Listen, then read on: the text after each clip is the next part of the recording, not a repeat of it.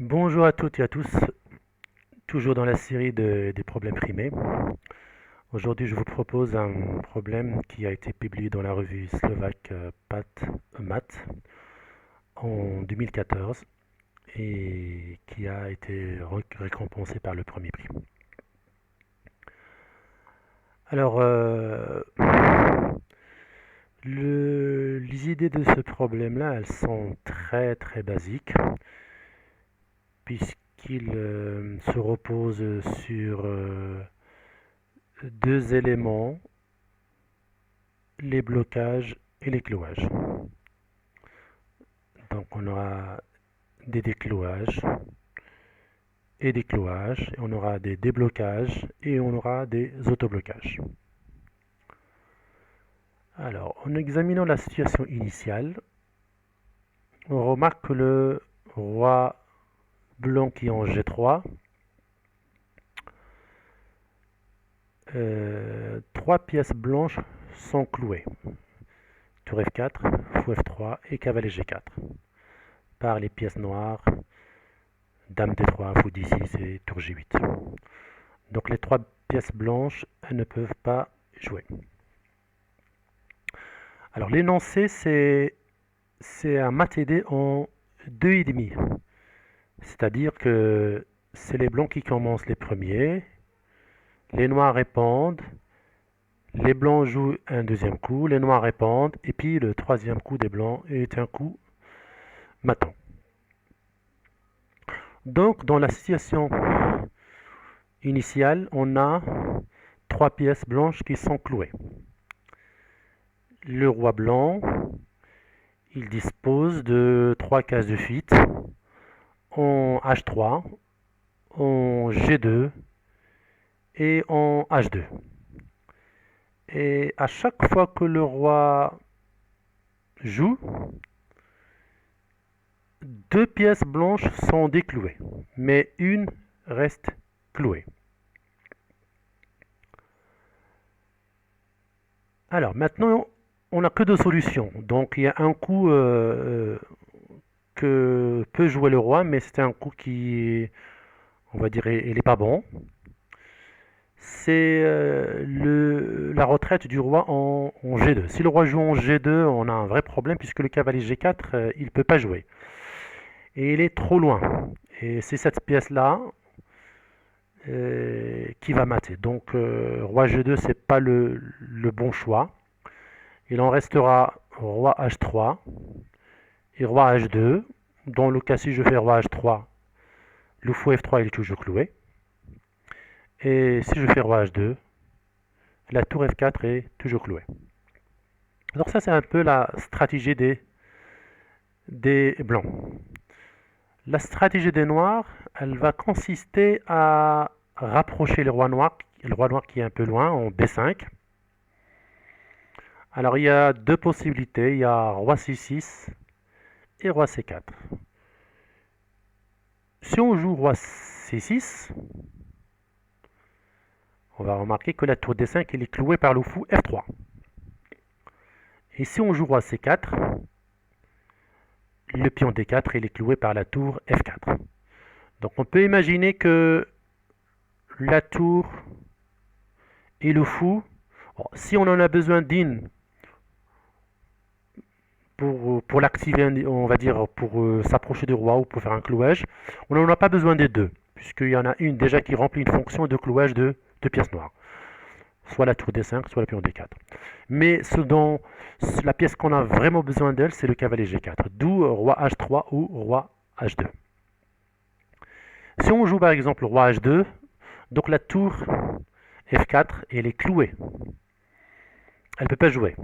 Et si on a besoin d'elle de manière un peu passive, le coup logique des noirs, c'est que le roi doit jouer en C4.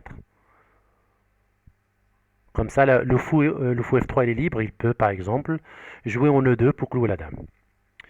D'ailleurs, c'est ça la séquence, on va la faire rapidement. Donc je joue roi H2, le cavalier il est décloué, le fou il est décloué, la tour F4 elle est toujours clouée.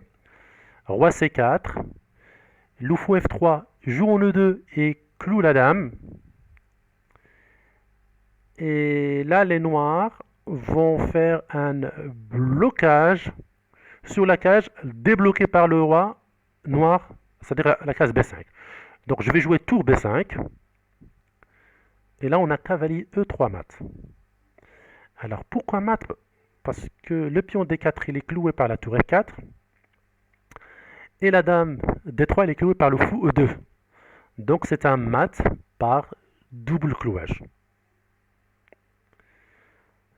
Alors on a la même chose si on opte pour roi H3. Le roi va jouer plutôt en C6 puisque le fou F3 ne peut pas jouer. Donc les noirs vont l'aider en jouant plutôt en C6. Donc roi C6. Je joue tour F6. Donc la tour elle est libérée, elle est plus clouée. Je cloue le fou D6. Et là encore, on a un blocage sur la case débloquée par le roi noir, c'est-à-dire la case B5. Je fais dame B5. Et le cavalier G4 joue en E5 et fait mat.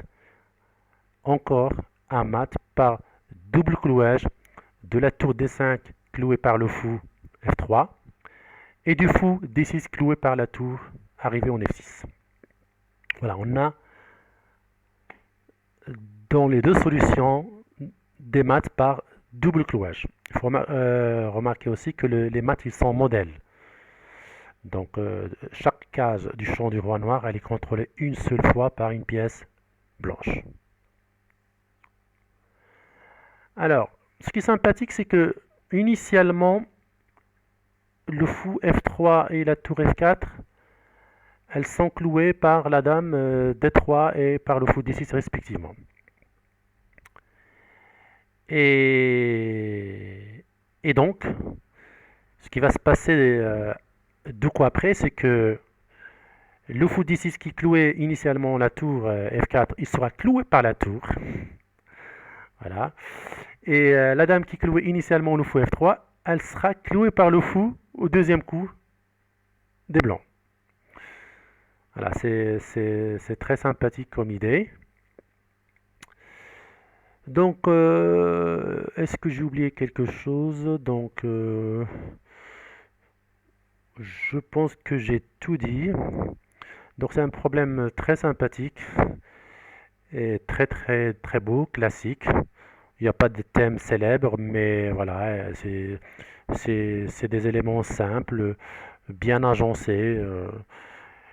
Alors, remarquez que le cavalier A4, il sert dans les deux solutions, puisque lorsque le roi joue en C6, le cavalier A4 contrôle la case B6 et C5, et lorsque le roi arrive en C4, il contrôle la case C5 et C3. Donc, bonne utilisation du cavalier A4. Les échanges de fonctions dans le commentaire, donc tour F4, fou F3, donc un échange de fonctions clouage passif, clouage actif, ça c'est pas mal. Dame D3, tour D5, autoblocage en B5, clouage. Il faut dire que le clouage de la dame D3 était actif parce que je fais fou 2, alors que le clouage de la tour D5 il est passif puisque le roi arrive en C6. Bon, c'est ça le petit bémol, on va dire, sur le blocage de la case B5.